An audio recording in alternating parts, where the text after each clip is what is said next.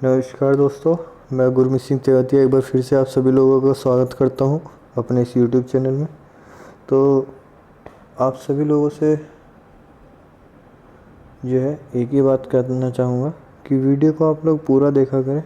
जब तक आप वीडियो को पूरा नहीं देखेंगे तो आपको पता नहीं चलेगा कि क्या मैटर आपको पढ़ाया गया है और वीडियो आपकी जो है आपके लिए कितनी इम्पोर्टेंट हो सकती है।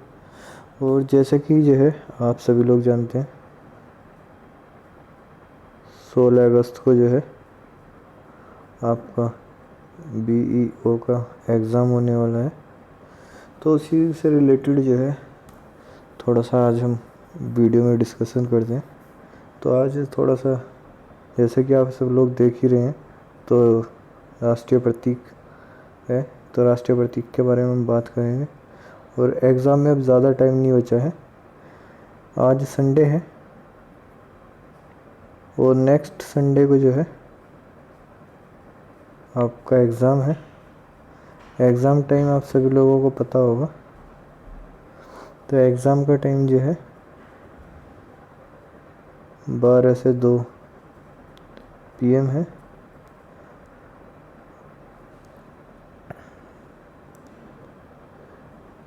तो चलिए शुरू करते हैं अपना वीडियो।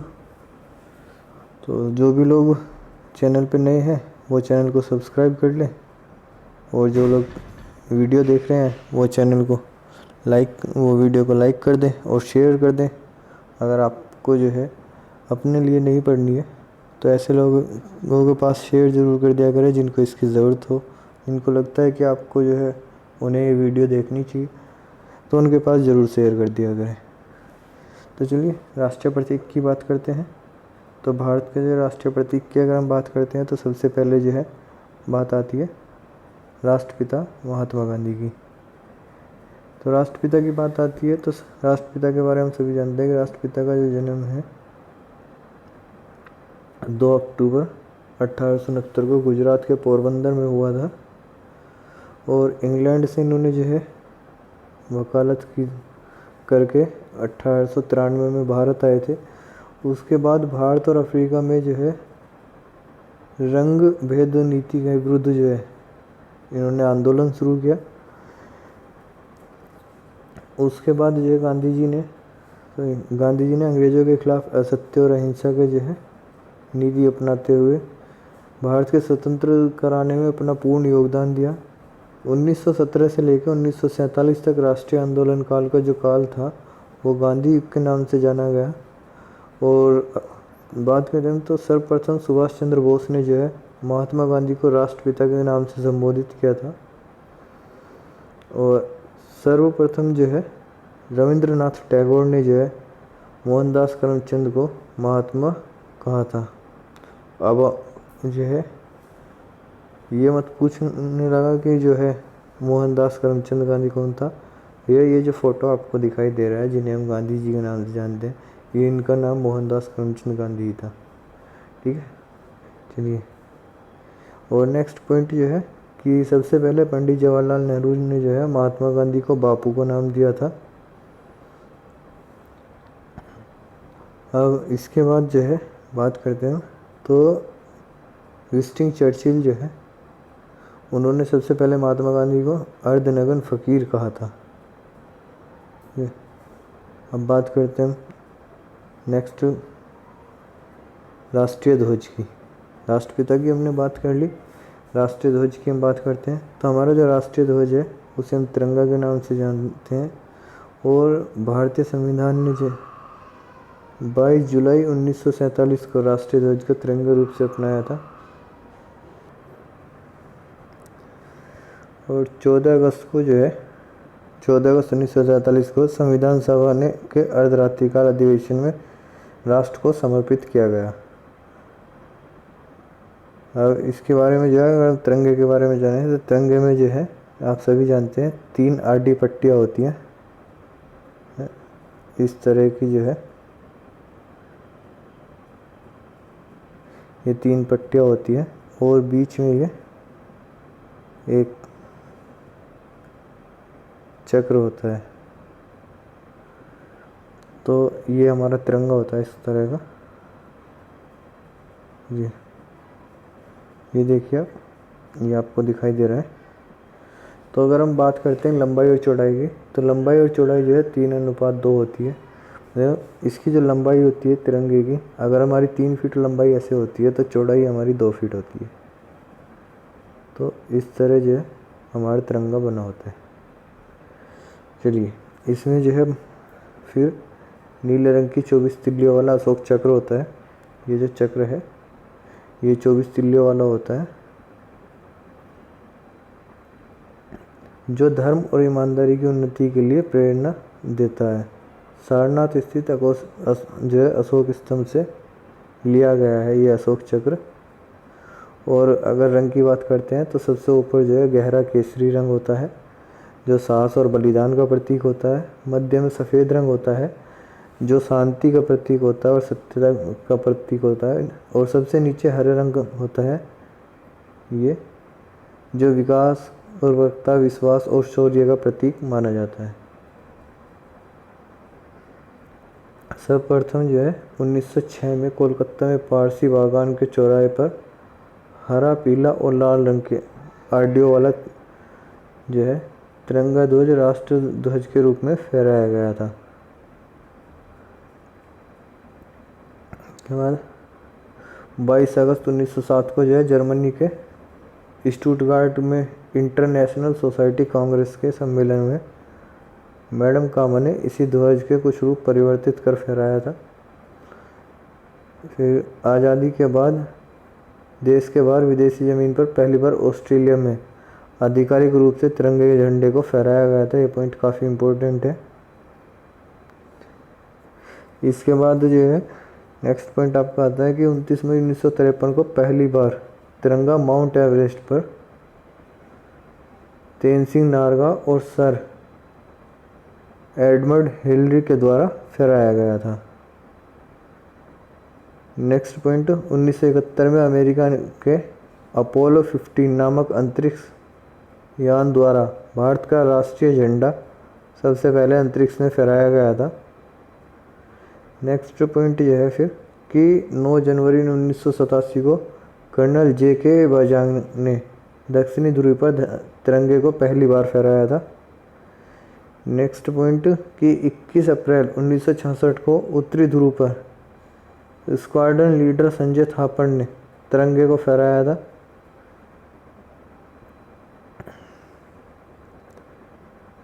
नेक्स्ट जो है जम्मू कश्मीर एकमात्र ऐसा राज्य है जिसके झंडे का राष्ट्रीय ध्वज के साथ फहराया जा सकता है।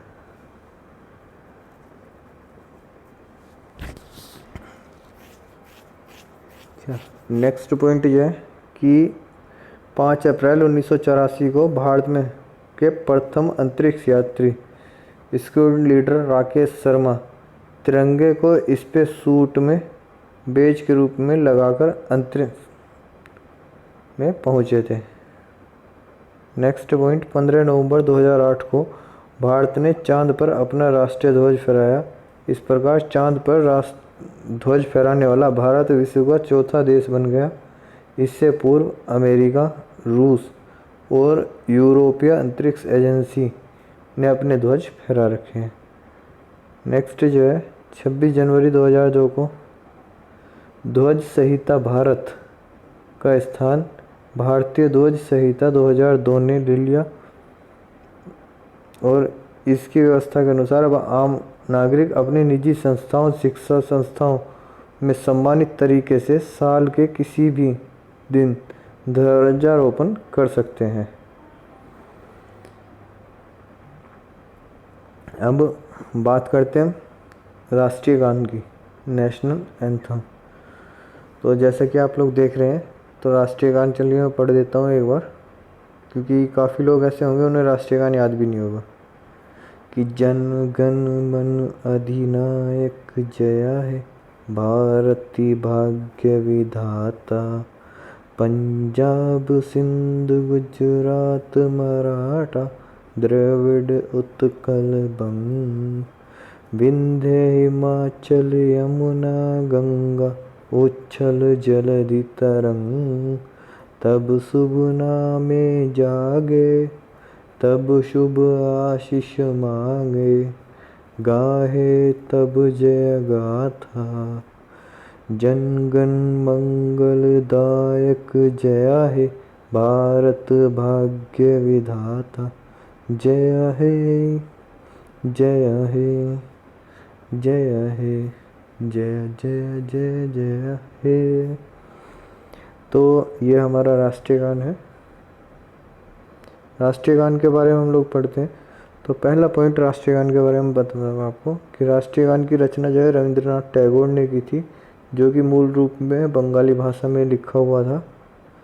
और राष्ट्रीय गान को भारतीय संविधान में 24 जनवरी 1950 को अंगीकृत किया गया था।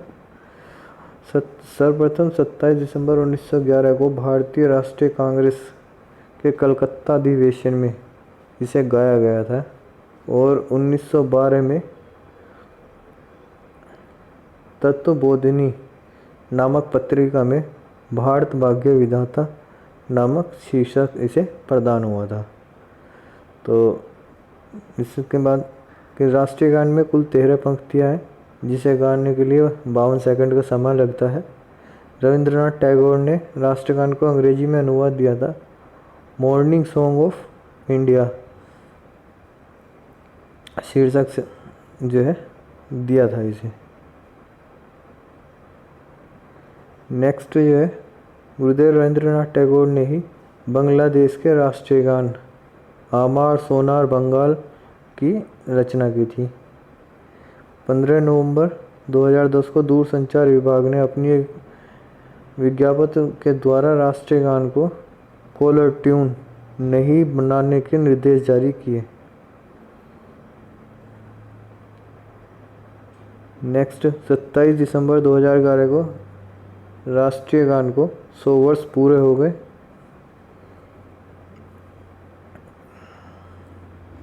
और इसके बाद जो है राष्ट्रीय गीत आता है। तो राष्ट्रीय गीत तो जो है आप लोग देख ही रहे हैं। अब ये मत कहना कि सर राष्ट्रीय गीत भी जो है आप सुना दीजिए। राष्ट्रीय गीत के जो है हमारा राष्ट्रीय गीत है वंदे मातरम।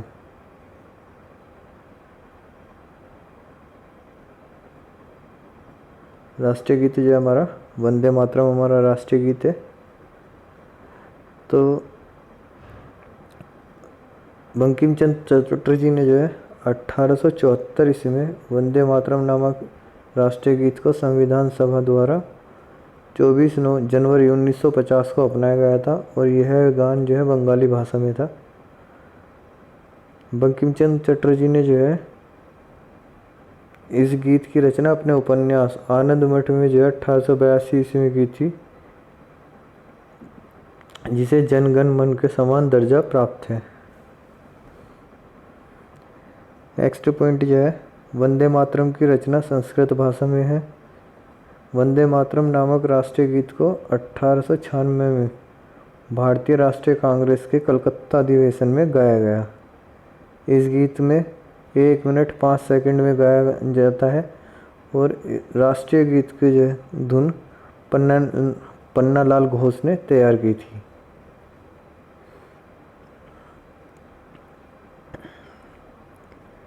वंदे मातरम का अंग्रेजी अनुवाद अरविंद घोष ने किया था, जबकि उसका उर्दू अनुवाद जो है आरिफ मोहम्मद खान ने किया था। इसके बाद कि सर्वप्रथम 1927 को फांसी के फंदे पर झूलते हुए वंदे मातरम का गान जो है अशफाक उल्लाह खान ने किया था। नेक्स्ट पॉइंट है इसमें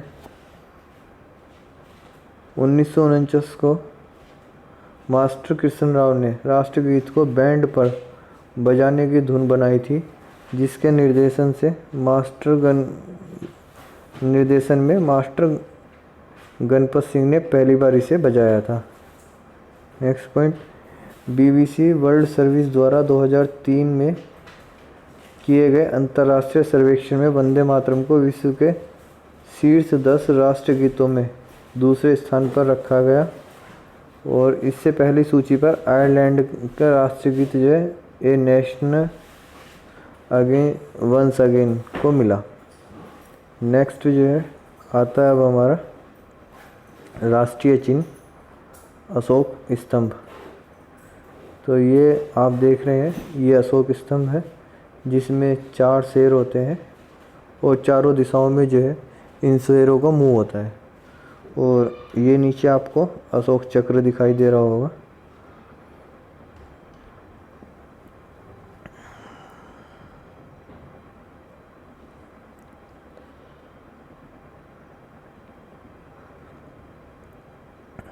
भारत सरकार ने 26 जनवरी 1950 को सारनाथ में स्थित अशोक स्तंभ को राष्ट्रीय चिन्ह के रूप में स्वीकार किया। अशोक स्तंभ पर 4 सिंह एक दूसरे की तरफ पीठ किए हुए खड़े हैं और अशोक स्तंभ के नीचे की ओर अंकित पट्टी के नीचे एक चक्र जो है, एक चक्र तथा दाईं ओर एक सांड और बाईं ओर एक घोड़ा जो है, अगर आप देखें तो जो है दाईं ओर जो है एक सांड और बाईं ओर एक घोड़ा आपको दिखाई देगा। अशोक स्तंभ में नीचे की ओर देवनागरी लिपि में जो है सत्यमेव जयते अंकित है, जिसे मुंडकोपनिषद से लिखा गया है। ये आपको इसमें नहीं दिखाई देगा।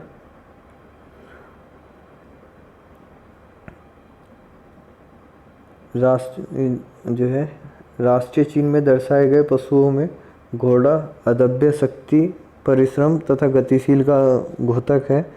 और नेक्स्ट पॉइंट इसमें है कि राष्ट्रीय चिन्ह में दर्शाए गए पशु में सिंह साहस, शौर्य एवं निर्भीकता का प्रतीक है। और दर्शाए गए पशु में सांड भारत की कृषि प्रधान अर्थव्यवस्था का घोतक है या प्रतीक है।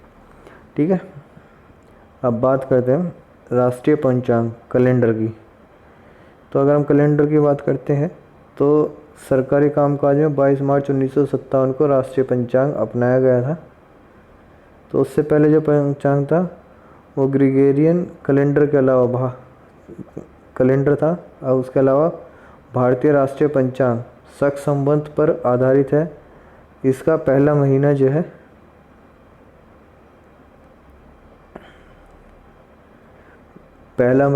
चैत्र है और 22 मार्च से आरंभ हो जाता है और अंतिम महीना जो है फागुन है। इसके अलावा नेक्स्ट पॉइंट इसमें यह है कि राष्ट्रीय पंचांग में क्रम से 12 माह होते हैं। तो आपको माह के नाम भी देखिए इसमें याद हो जाएंगे। पहला चैत्र, फिर बैसाख, जेठ, आषाढ़, सावन, भाद्रपद, अश्विनी, कार्तिक, अग्रहायण, पौष, मार्गशीर्ष और फागुन। ये जो है नाम है हिंदी में जो है महीनों के। तो आप इन्हें जो है नोट भी कर सकते हैं या आप वीडियो को बार बार सुन के भी जो है याद कर सकते हैं। अब इसके अलावा जो है शक संवत जो है 78 ईस्वी में शुरू हुआ था, जिसे कुषाण वंशीय शासक कनिष्क ने प्रारंभ किया था।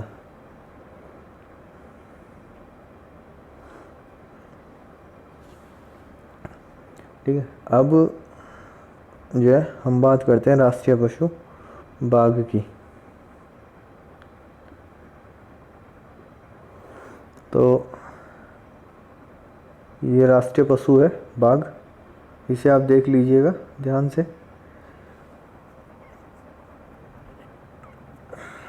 कई लोगों को जो है क्या होता है बाघ और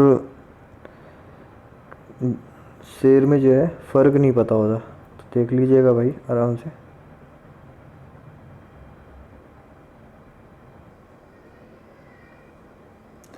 बात करते हैं राष्ट्रीय पशु बाघ के बारे में। तो बाघ जो है हमारा राष्ट्रीय पशु है। बाघ का जो है साइंटिफिक नेम है पैंथरा टाइग्रिस लीनियस, ये साइंटिफिक नेम है। ये पीले रंग का धारीदार लोमचर वाला एक पशु है। इसकी 8 प्रजातियाँ जो है भारत में पाई जाने वाली प्रजातियाँ हैं। और प्रजातियों को जो है रॉयल बंगाल टाइगर्स के नाम से जाना जाता है। 1972 में बाघ को भारत का राष्ट्रीय पशु चुना गया था। वो जो है इसकी अपनी शालीनता, दृढ़ता और फुर्ती और अपार शक्ति के कारण राष्ट्रीय पशु कहलाने का गौरव हासिल हुआ।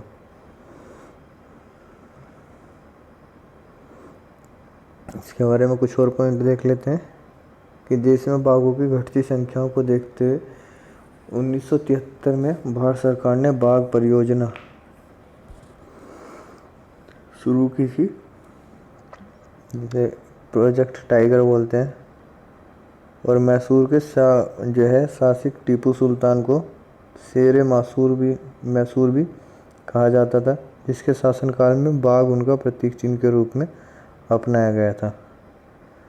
बाघ परियोजना के अंतर्गत जो है अब तक 39 बाघ राष्ट्रीय उद्यान और अभयारण्य स्थापित किए जा चुके हैं, जिनका क्षेत्र 37,761 वर्ग किलोमीटर है। और भारत में केवल गुजरात में सिंह है, इसलिए सिंह को राष्ट्रीय पशु का दर्जा वापस ले लिया गया। 1967 तक भारत का राष्ट्रीय पशु सिंह था। तो ये पॉइंट जो है काफ़ी इम्पोर्टेंट हो जाता है कि अगर कई बार एग्ज़ाम में पूछ लिया जाता है कि भारत में जो है पहला राष्ट्रीय पशु क्या था, तो राष्ट्रीय पशु जो था पहले सिंह था, जिसे हम शेर, लायन बोलते हैं। ठीक है, अब बात करते हैं राष्ट्रीय पक्षी मोर के बारे में। तो राष्ट्रीय पक्षी जो है मोर, पिकॉक, ये आप देख रहे हैं, बड़े सुंदर डांस करते हैं बरसात में। जो है जो लोग गांव से हैं उन्हें पता ही होगा, उन्होंने तो देखा होगा इसका डांस। भारत सरकार ने जो है 1963 में मयूर को जो है राष्ट्रीय पक्षी घोषित किया था। मयूर का जो साइंटिफिक नाम है वो है पावो क्रिस्टेसस। हंस के आकार के इस रंग बिरंगे पक्षी की गर्दन लंबी, आँख के नीचे सफ़ेद निशान और सिर पर पंख का आकार की कलंजी होती है। मादा मयूर का जो रंग है वो भूरा होता है और मादा मयूर अपने नर मयूर से अत्यधिक सुंदर होती है। नर मयूर अपने पंखों से कला नृत्य में बड़ा ही आकर्षण दृश्य पैदा करता है। और पॉइंट देखते हैं कि भारतीय वन्य प्रणाली सुरक्षा अधिनियम 1972 के अंतर्गत जो है इसे पूर्ण संरक्षण प्राप्त है। सिकंदर महान मोर से प्रभावित होकर भारत विजय की निशानी के रूप में इसे अपने साथ लिए गया था। और नेक्स्ट पॉइंट कि भारत में पूर्व म्यांमार भी मयूर को राष्ट्रीय पक्षी घोषित कर चुका था। नेक्स्ट पॉइंट 1963 में मोर को राष्ट्रीय पक्षी की मान्यता के बाद इसे मारना कानूनी अपराध घोषित किया गया है।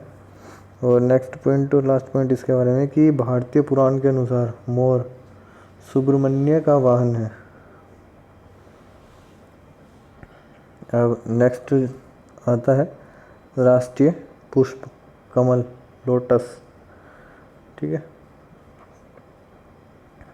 तो आप देख रहे होंगे ये लोटस है। लोटस के भारत का राष्ट्रीय पुष्प जो है कमल है। कमल को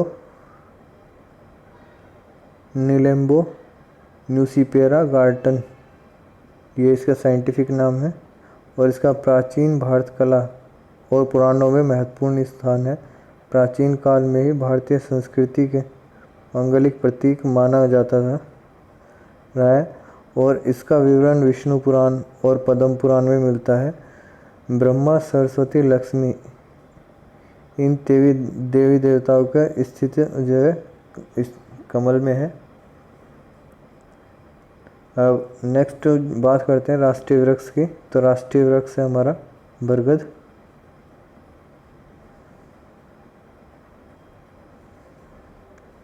ये देखिए, अब ये हमारा राष्ट्रीय वृक्ष है बरगद। अभी जो है रोड चौड़ीकरण के कारण हमारे गांव से ही एक बरगद कटा था, तो उसका नाम आया था अखबार में। 120 वर्ष पुराना बरगद था वो हमारे गांव में। चलिए, तो भारत का राष्ट्रीय वृक्ष जो है बरगद, जिसे फाइकस बेगालेसिस साइंटिफिक नेम है इसका, फाइकस बेगालेसिस। और एक जो है बहुवर्षीय विशाल घना और फैला हुआ वृक्ष होता है। यह हिंदुओं का पवित्र वृक्ष है। इसकी शाखाएं दूर दूर तक कई एकड़ क्षेत्र में फैली हुई होती हैं। यह जनवरी से मार्च तक का समय बरगद का पुष्पकाल है। बरगद जितनी गहरी जड़ें किसी और वृक्ष की नहीं होती हैं। अब बात आती है राष्ट्रीय फल आम की, मैंगो। तो आम की बात करते हैं। तो आम का जो है भारत का राष्ट्रीय फल आम है, मैनिगीफेरा इंडिका, ये इसका साइंटिफिक नेम है। और भारत में आम पहाड़ी क्षेत्रों को छोड़कर लगभग सभी स्थानों पर पैदा हो जाता है। भारत में आम की अनेक किस्म पाई जाती हैं। आम में विटामिन ए, सी और डी प्रचुर मात्रा में पाया जाता है। भारत में आमों को फलों का राजा माना जाता है। वेदों में आम की विलासियत का प्रतीक माना जाता है। आम को पाकिस्तान और फिलीपींस में भी राष्ट्रीय फल माना जाता है। इसके बाद 4000 वर्ष पूर्व भारत में सबसे पहले आम के पेड़ की बागवानी शुरू की गई थी। और भारत में सबसे पहले उत्पादित कलमी आम मालगोवा है। वर्तमान में भारत 500 से अधिक किस्म के आम पाए जाते हैं। इसके बाद जो राष्ट्रीय खेल हॉकी।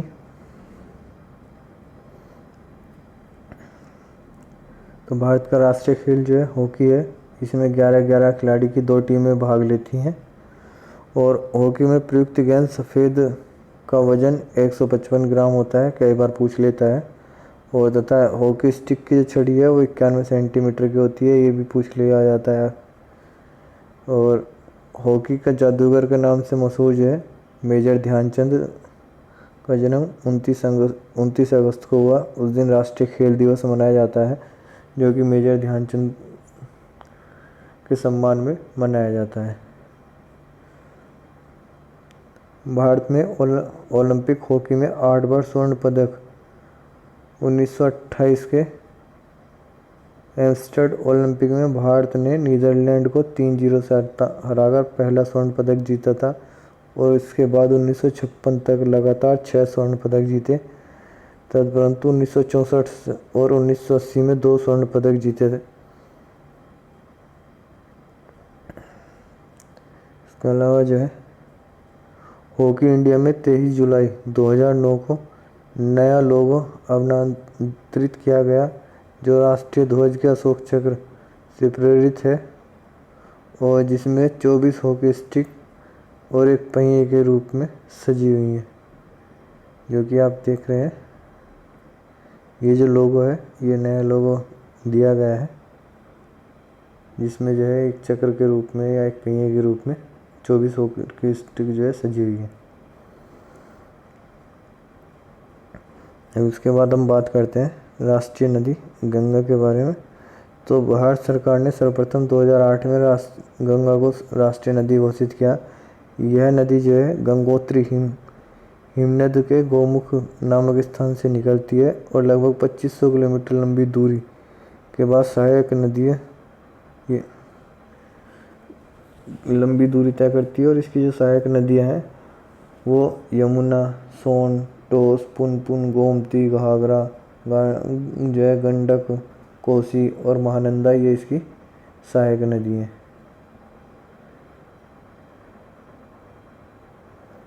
ये जो है गंगा का एक फ़ोटो है, फ़ोटो शायद इतना क्लियर नहीं आपको दिखाई दे रहा होगा।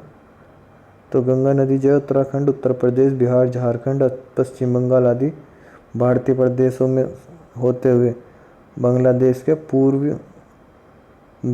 में प्रवेश करती हुई अंत में बंगाल की खाड़ी में जाके गिर जाती है। गंगा नदी को प्रदूषण से बचाने के लिए 2009 में राष्ट्रीय गंगा बेसिन प्राधिकरण का गठन किया गया। अब जो है राष्ट्रीय जलीय जीव डॉल्फिन, ये आप देख रहे हैं डॉल्फिन की फ़ोटो है यहाँ पे।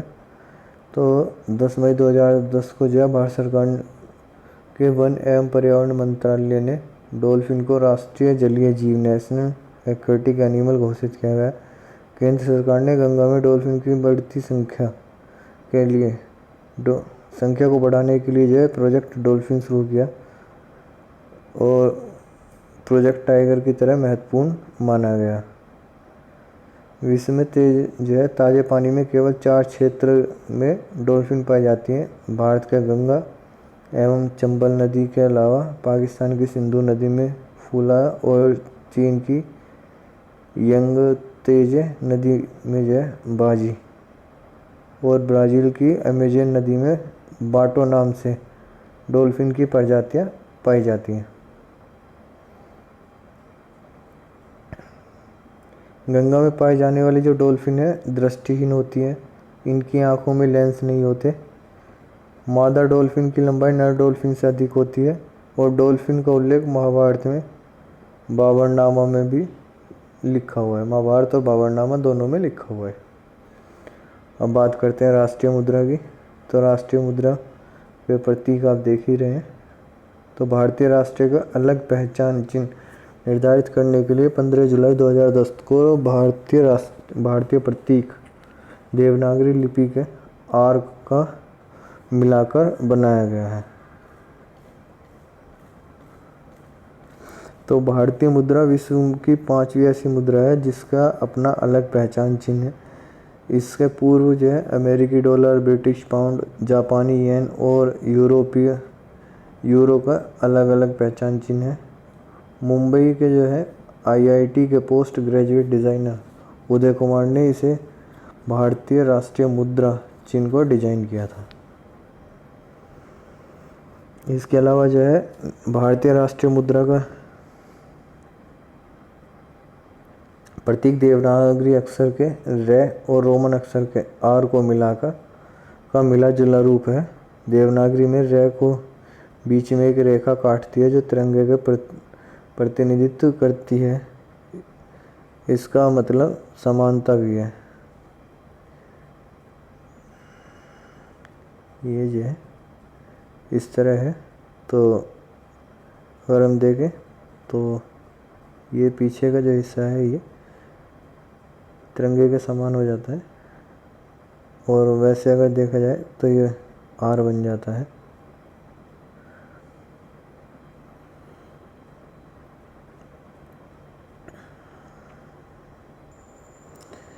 चलिए नेक्स्ट वीडियो में हम जो है भारत का राष्ट्रीय स्मारक इंडिया गेट के बारे में पढ़ेंगे। ये आप देख रहे हैं इंडिया गेट, तो उसके बारे में हम पढ़ेंगे। तो जाते जाते सिर्फ आप सभी लोगों से एक सवाल कि आप जो है अपना व्यू ज़रूर दें वीडियो के बारे में। और जो लोग BEO की तैयारी कर रहे हैं आप लोग कोशिश करें कि उन सभी लोगों के पास तक ये वीडियो ज़रूर पहुँचे। इसके बच्चा हुआ पार्ट जो है आज ही जो है डाल देंगे या कल सुबह मॉर्निंग में इसका बचा हुआ पार्ट डाल दिया जाएगा। और इसके बाद जो है प्राचीन इतिहास,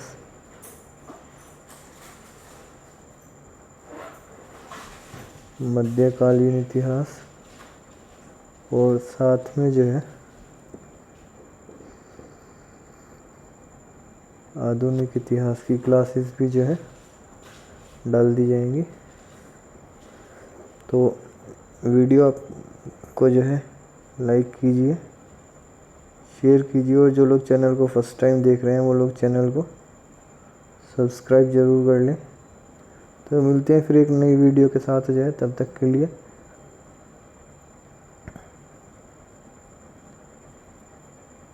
जय हिंद, जय भारत। Stay safe,